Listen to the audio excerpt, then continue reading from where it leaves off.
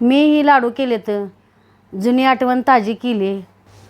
5 पैशाला एक लाडू भेटायचा आम्हाला. त्याला काय आटाच नाही लाडू करायला. लगेच झटपट 5 ते 10 मिनटात लाडू तयार होते.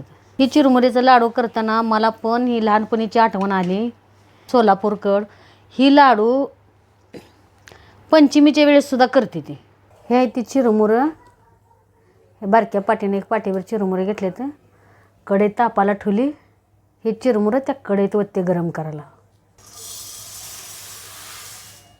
खरं चिरमुरं पहिलेच आता उन्हाळा असल्यामुळं कडकच आहेत, पण अजून थोडं कडक करावं म्हणून कढईत टाकले. तर बारीक गॅसवर असं गरम करून घेते. चिरमुरं चांगलं कडक झाले ते हो का, उतरून घेते. हे गोळ मी चिरून घेतला येळीनं. हे तुम्ही म्हणसाल असं 3 का ताटात 3 बाजूला ठेवले, कारण ही 3 कलरचं लाडू करायचं, मग पाक वेगवेगळा करावा लागतो.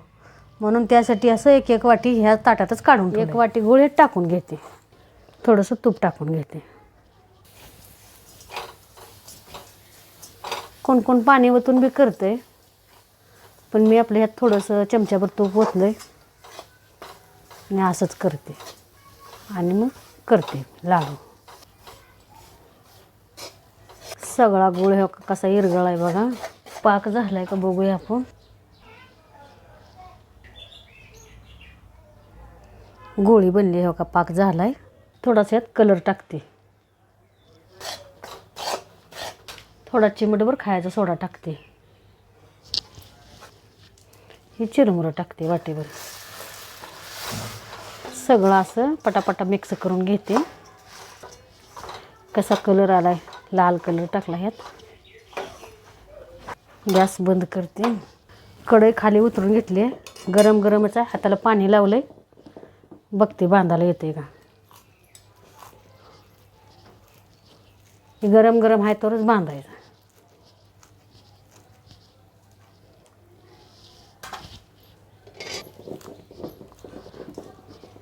हाताला पोळतोय, काळजी घ्यायची. कसा आहे लाडू. सगळं लाडू मी असंच बांधून घेते. गरम गरम आहे तर बांधायला येते, बांधून घेते. ती पहिला पाक करून झाला, आता ही दुसरा पाक करायला ठेवला आहे मी. ती लाल कलरचं लाडू झालं, आता पिवळ्या कलरचं करूया.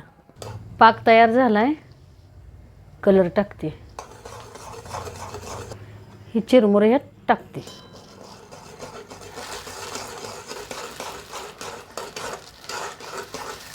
सगळं असं कालवून घेते.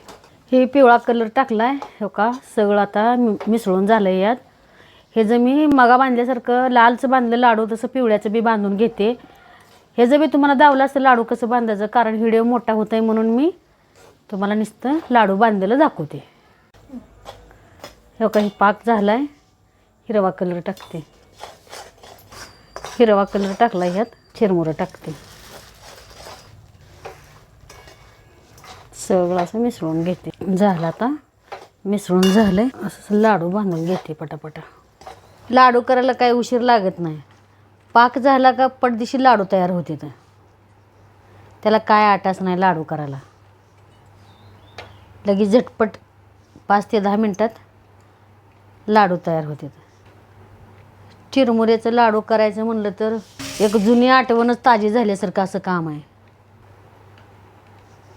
ही चिरमुऱ्याचं लाडू करताना मला पण ही लहानपणीची आठवण आली.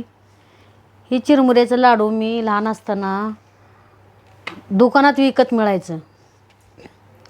त्या टायमाला कितीला एक लाडू मिळायचा. 5 पैशाला एक लाडू भेटायचा आम्हाला. आम्ही ती लाडू 5 पैशाला एक आणून विकत खायचं.